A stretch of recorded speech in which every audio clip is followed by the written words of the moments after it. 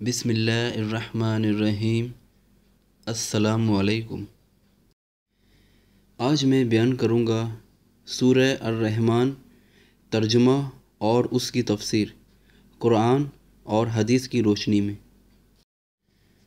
سورہ الرحمن آیت نمبر 1 سے 2 تک اللہ تعالیٰ فرماتے ہیں، رحمان نے قرآن سکھایا۔ قرآن سکھانے کا مطلب ہے اسے آسان کر دیا، یا اللہ نے اپنے پیغمبر کو سکھایا اور پیغمبر نے امت کو سکھایا۔ اس صورت میں اللہ تعالیٰ نے اپنی بہت سی نعمتیں گنوائی ہیں، چونکہ تعلیم قرآن ان میں قدر و منزلت اور اہمیت اور افادیت کے لحاظ سے سب سے نمایاں ہے، اس لیے پہلے اسی نعمت کا ذکر فرمایا ہے۔ آیت نمبر 3 میں ہے، اسی نے انسان کو پیدا کیا، یعنی یہ بندر وغیرہ جانوروں سے ترقی کرتے کرتے انسان نہیں بن گئے ہیں، جیسا کہ ڈارون کا فلسفہ ارتقا ہے، بلکہ انسان کو اسی شکل و صورت میں اللہ تعالیٰ نے پیدا فرمایا ہے جو جانوروں سے الگ ایک مستقل مخلوق ہے۔ انسان کا لفظ بطور جنس کے ہیں۔ آیت نمبر 4 میں اللہ تعالیٰ فرماتے ہیں، اور اسے بولنا سکھایا۔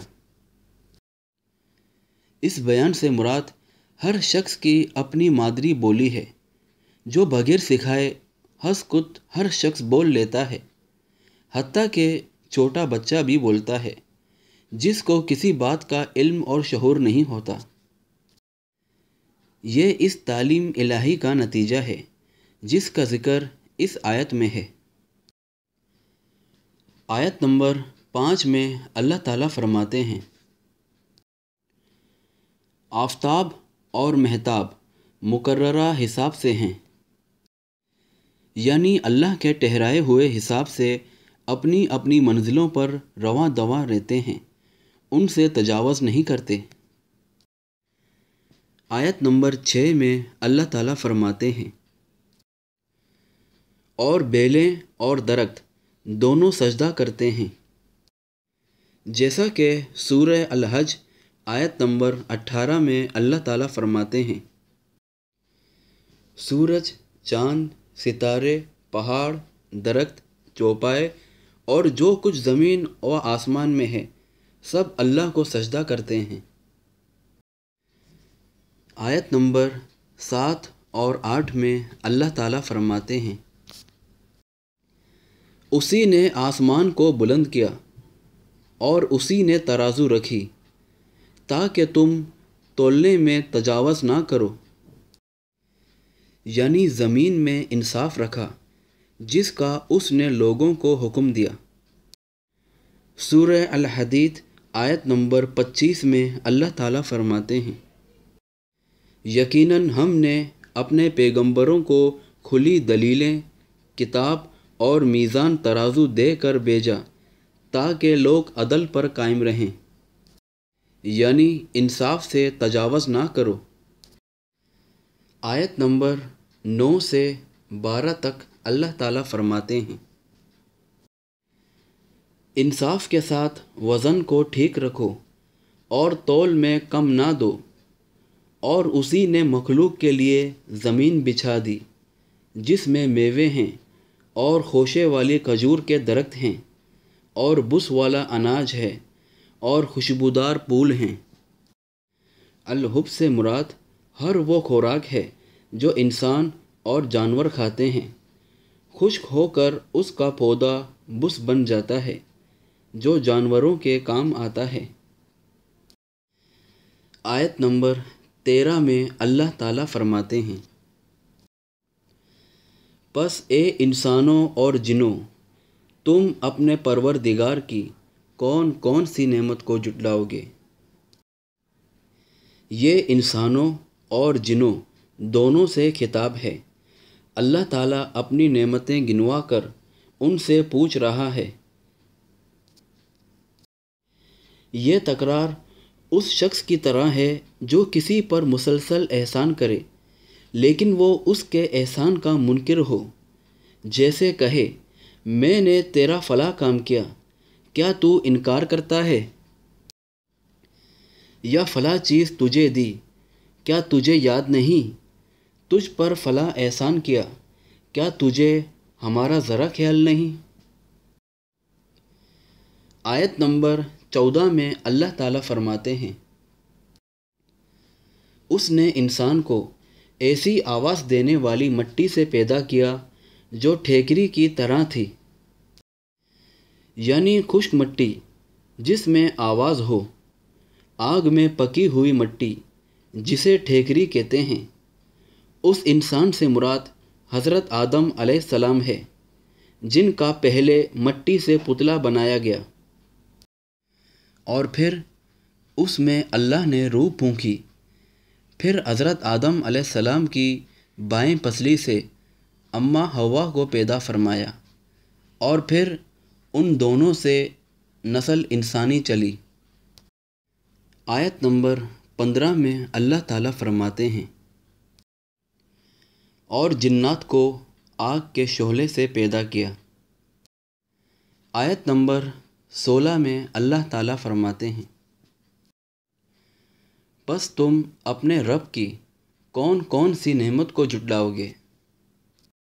یعنی تمہاری یہ پیدائش بھی اور پھر تم سے مزید نسلوں کی تخلیق و افزائش، یہ اللہ کی نعمتوں میں سے ہے، کیا تم اس نعمت کا انکار کرو گے؟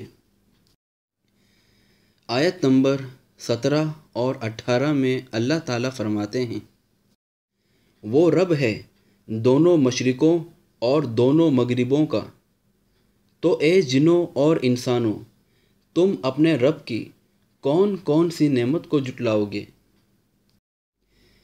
ایک گرمی کا مشرق اور ایک سردی کا مشرق، اسی طرح مغرب ہے، اس لیے دونوں کو تثنیہ ذکر کیا ہے۔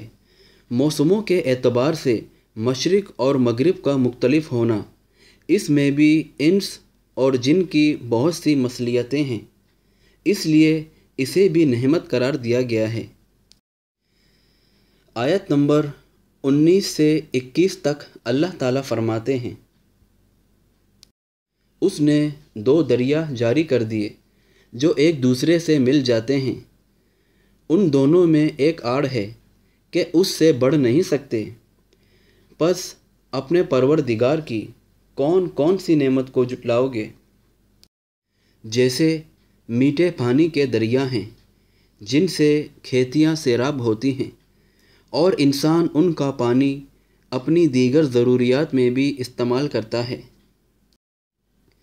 دوسری قسم سمندروں کا پانی ہے جو کھارا ہے، جس کے کچھ اور فوائد ہیں، یہ دونوں آپس میں نہیں ملتے، دونوں کے درمیان یہ وہ آڑ ہے جو اللہ نے رکھ دی ہے، دونوں اس سے تجاوز نہیں کرتے۔ آیت نمبر 22 اور 23 میں اللہ تعالیٰ فرماتے ہیں، ان دونوں میں سے موتی اور مونگے برآمد ہوتے ہیں، پھر تم اپنے رب کی کون کون سی نعمت کو جھٹلاؤ گے؟ کہتے ہیں کہ آسمان سے بارش ہوتی ہے تو سیپیاں اپنے منہ کھول دیتی ہیں، جو قطرہ ان کے اندر پڑ جاتا ہے وہ موتی بن جاتا ہے۔ مشہور یہی ہے کہ موتی وغیرہ میٹھے پانی کے دریاؤں سے نہیں بلکہ صرف آبشور یعنی سمندروں سے ہی نکلتے ہیں۔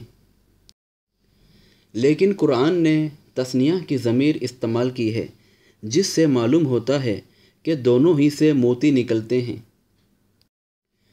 چونکہ موتی کثرت کے ساتھ سمندروں سے ہی نکلتے ہیں۔ یہ جواہر اور موتی زیب و زینت اور حسن و جمال کا مظہر ہیں، اور اہل شوق و اہل سرود انہیں اپنے ذوق جمال کی تسکین اور حسن رعنائی میں اضافے ہی کے لیے استعمال کرتے ہیں، اس لیے ان کا نعمت ہونا بھی واضح ہے۔ آیت نمبر 24 اور 25 میں اللہ تعالیٰ فرماتے ہیں، اور اللہ ہی کی ملکیت میں ہے وہ جہاز جو سمندروں میں پہاڑ کی طرح کھڑے ہوئے چل پھر رہے ہیں۔ پس اے انسانوں اور جنوں، تم اپنے رب کی کون کون سی نعمت کو جھٹلاؤ گے؟ یعنی بلند کی ہوائیں مراد بادبان ہے، جو بادبانی کشتیوں میں جھنڈوں کی طرح اونچے اور بلند بنائے جاتے ہیں۔ بعض نے اس کے معنی مصنوعات کے کیے ہیں، یعنی اللہ کی بنائی ہوئی جو سمندر میں چلتی ہیں۔ ان کے ذریعے سے بھی نقل و حمل کی جو آسانیاں ہیں محتاج وضاحت نہیں، اس لیے یہ بھی اللہ کی عظیم نعمت ہے۔ آیت نمبر 26 سے 28 تک اللہ تعالیٰ فرماتے ہیں، زمین پر جو ہیں سب فنا ہونے والے ہیں، صرف تیرے رب کی ذات جو عظمت اور عزت والی ہے باقی رہ جائے گی۔ پھر تم اپنے رب کی کون کون سی نعمت کو جھٹلاؤ گے؟ فنائے دنیا کے بعد جزا و سزا یعنی عدل کا اہتمام ہوگا، لہٰذا یہ بھی ایک نعمت عظمیٰ ہے جس پر شکر الہی واجب ہے۔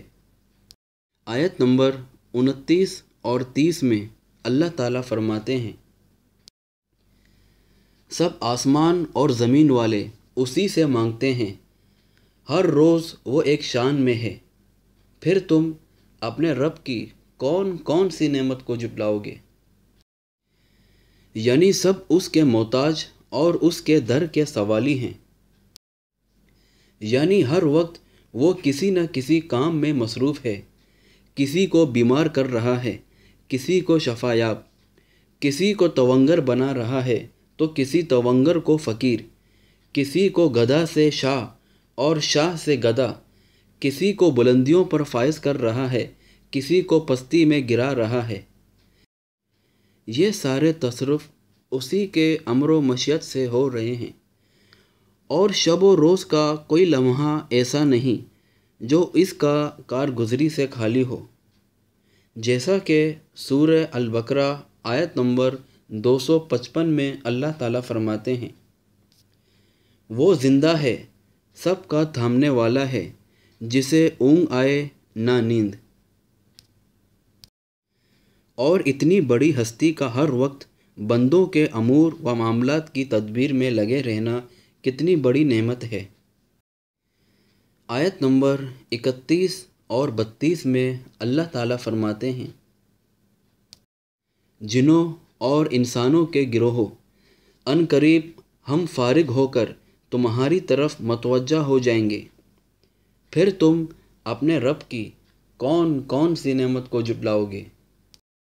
جن اور انس کو اس لیے کہا گیا ہے کہ ان کو تکالیف شرعیہ کا پابند کیا گیا ہے، اس پابندی یا بوجھ سے دوسری مخلوق مستثنیٰ ہے، یا اس لیے کہ یہ زندہ ہوں یا مردہ زمین پر بوجھ ہیں، کیونکہ ثقل کے معنی بوجھ کے ہیں۔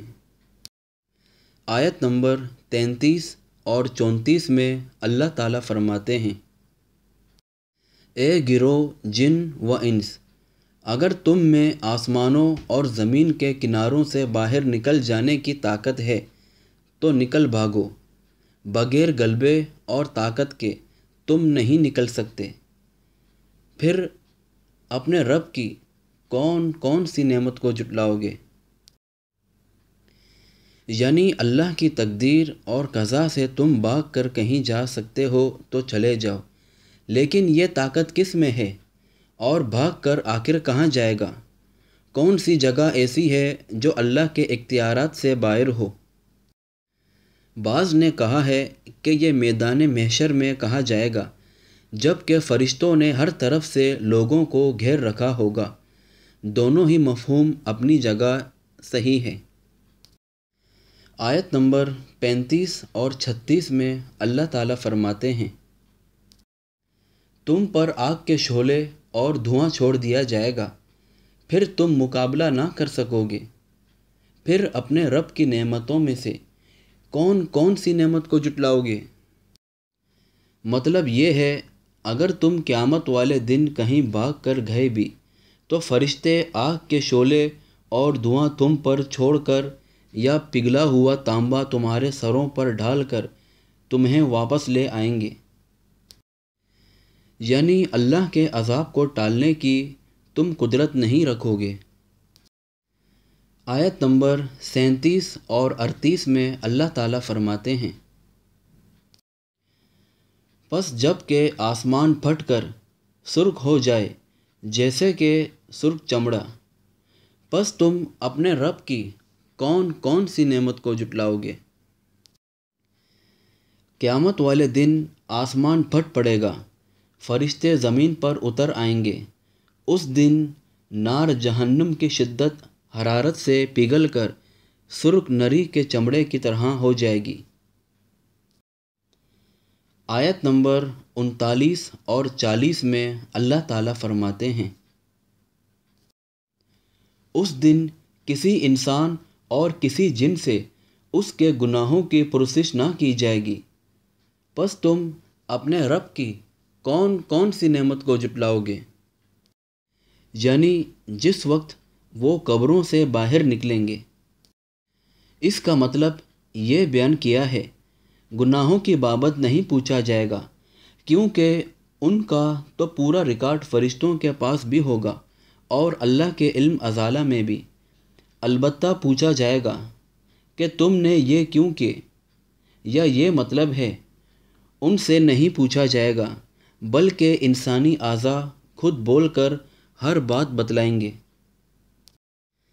آیت نمبر 41 اور 42 میں اللہ تعالیٰ فرماتے ہیں، گنہگار صرف حولیے سے ہی پہچان لیے جائیں گے اور ان کی پیشانیوں کے بال اور قدم پکڑ لیے جائیں گے۔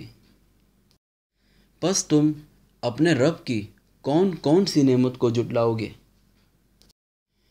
یعنی جس طرح اہل ایمان کی علامت ہوگی ان کے اعضائے وضو چمکتے ہوں گے، اسی طرح گنہگاروں کے چہرے سیاہ، آنکھیں نیلگو اور وہ دہشت زدہ ہوں گے۔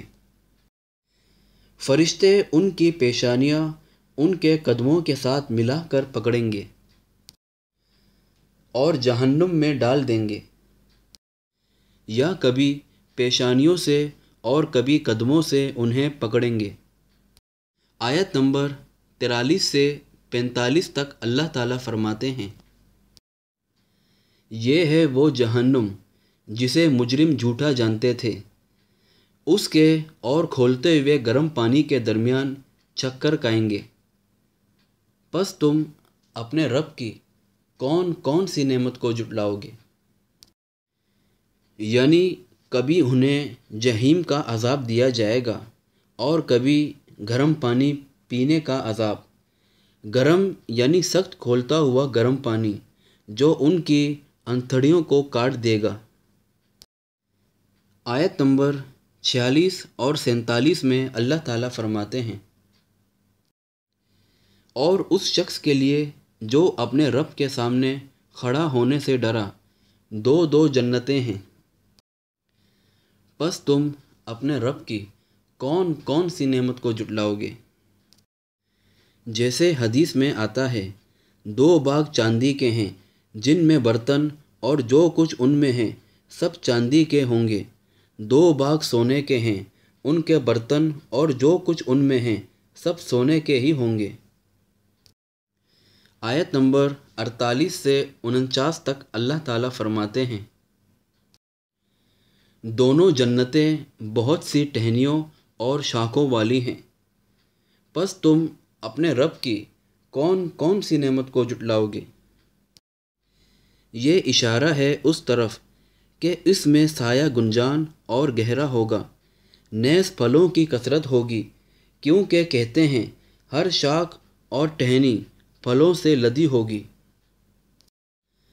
آیت نمبر 50 اور 51 میں اللہ تعالیٰ فرماتے ہیں، ان دونوں جنتوں میں 2 بہتے ہوئے چشمے ہیں۔ پس تم اپنے رب کی کون کون سی نعمت کو جھٹلاؤ گے۔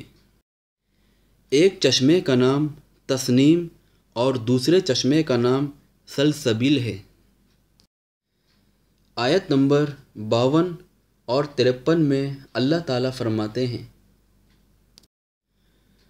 ان دونوں جنتوں میں ہر قسم کے میووں کی دو دو قسمیں ہوں گی۔ پھر اپنے رب کی کون کون سی نعمت کو جھٹلاؤ گے؟ یعنی ذائقے اور لذت کے اعتبار سے ہر پل دو قسم کا ہوگا۔ بعض نے کہا ہے ایک قسم خشک میوے کی اور دوسری تازہ میوے کی ہوگی۔ آیت نمبر 54 اور 55 میں اللہ تعالیٰ فرماتے ہیں، جنتی ایسے فرشوں پر تکیے لگائے ہوئے ہوں گے جن کے استرس بیض ریشم کے ہوں گے، اور ان دونوں جنتوں کے میوے بالکل قریب ہوں گے۔ پس تم اپنے رب کی کون کون سی نعمت کو جھٹلاؤ گے؟ یہاں صرف استر کا بیان ہے، جس کا مطلب ہے کہ اوپر کا کپڑا اس سے کہیں زیادہ عمدہ ہوگا۔ یعنی میوے اتنے قریب ہوں گے کہ بیٹے بیٹے بلکہ لیٹے لیٹے بھی توڑ سکیں گے۔ آیت نمبر 56 اور 57 میں اللہ تعالیٰ فرماتے ہیں، وہاں شرمیلی نیچی نگاہ والی حوریں ہیں جنہیں ان سے پہلے کسی جن و انس نے ہاتھ نہیں لگایا۔ پس اپنے پالنے والے کی کون کون سی نعمت کو جھٹلاؤ گے؟ جن کی نگاہیں اپنے خاوندوں کے علاوہ کسی پر نہیں پڑیں گی، اور ان کو اپنے خاوند ہی سب سے زیادہ حسین اور اچھے معلوم ہوں گے۔ آیت نمبر 58 سے 59 تک اللہ تعالیٰ فرماتے ہیں، وہ حوریں مثل یاقوت اور مونگے کے ہوں گی۔ پس تم اپنے رب کی کون کون سی نعمت کو جھٹلاؤ گے؟ یعنی صفائی میں یاقوت اور سفیدی سرخی میں موتی یا مونگے کی طرح ہوں گی۔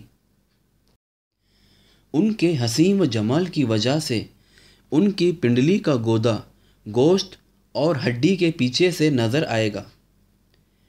ایک دوسری روایت میں فرمایا کہ جنتیوں کی بیویاں اتنی حسین و جمیل ہوں گی کہ اگر ان میں سے ایک عورت اہل عرش کی طرف جھانک لے تو آسمان اور زمین کے درمیان کا سارا حصہ چمک اٹھے اور خوشبو سے بھر جائے، اور اس کے سر کا دوپٹہ اتنا قیمتی ہوگا کہ وہ دنیا و ما فیہا سے بہتر ہے۔